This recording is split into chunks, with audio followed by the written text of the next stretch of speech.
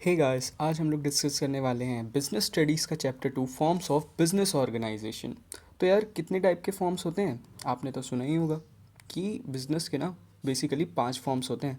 Sole proprietor, company, joint Hindu family, partnership और cooperative society. तो चलो पहला डिस्कस करते हैं। ये है सोल प्रोप्राइटरशिप। सोल प्रोप्राइटरशिप का मीनिंग क्या होता है? ये एक ऐसा बिजनेस होता है जो पूरी तरीके से एक नॉन रजिस्टर्ड या अनइनकॉर्पोरेटेड होता है और इसको एक ही इंसान हैंडल करता है। इसीलिए इसको सोल प्रोप्राइटरशिप बोलते हैं। ओके।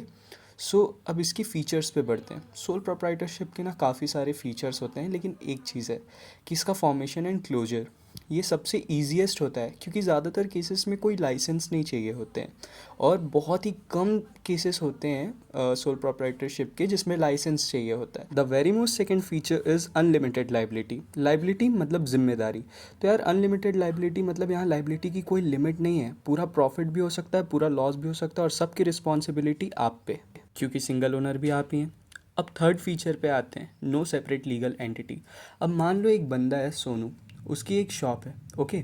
तो यार क्योंकि वो एक अकेला बंदा है, उसकी बिजनेस ऑर्गेनाइजेशन बहुत बड़ी नहीं है, तो सीधी सी बात है ना, लोग क्या बोलेंगे, वो सोनू की शॉप है। उस शॉप की कोई अपनी अलग एंटिटी नहीं है। ओके। वो शॉप और उसके ओनर की एंटिटी अलग नहीं, सेम हो जाती है। अब हम लोग अपने फोर्थ फीचर पे आते हैं, नो शेयरिंग ऑफ प्रॉफिट और लॉस। क्योंकि यार ओनर ही एक है तो वो प्रॉफिट किससे शेयर करेगा और लॉस किसको बोलेगा कि शेयर करते हैं। इसलिए जो भी प्रॉफिट हो रहा है सारा एक ही बंदे का, सारा का सारा। ओके। अब आ जाते हैं हम लोग अपने फिफ्थ फीचर पे, जो है risk bearing.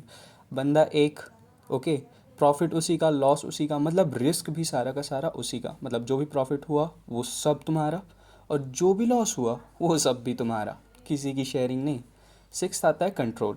The sole proprietorship is the only owner of the firm and has full control over its business. All the rights, responsibilities and decision are in the hands of the owner himself. मतलब किसी और की नहीं चलेगी यहाँ, sole proprietorship में सिर्फ owner की ही चलेगी।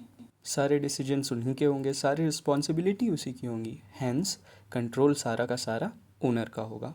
At the same time secrecy की अगर बात करें, जो कि सातवां पॉइंट है, तो यार अगर एक ही बंदा सब चीज़ कर रहा है तो सीक्रेसी तो मेंटेन रहेगी ना, दूसरे को क्या पता क्या चल रहा है।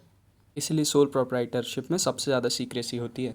सो गाइज, आज हम लोगों ने डिस्कस किया introduction of chapter 2 which is forms of business organisation, जिसमें 5 टाइप के फॉर्म्स होते हैं बिजनेस के, और डिटेल में हम लोगों ने समझा कि सोल प्रोप्राइटरशिप क्या है और उसके फीचर्स क्या होते हैं। नेक्स्ट टाइम हम लोग पढ़ने जाएंगे सोल प्रोप्राइटरशिप के मेरिट्स, डीमेरिट्स और बाकी जितने भी फॉर्म्स हैं वो सब। तब तक के लिए stay tuned on this channel and for now bye bye and have a good day.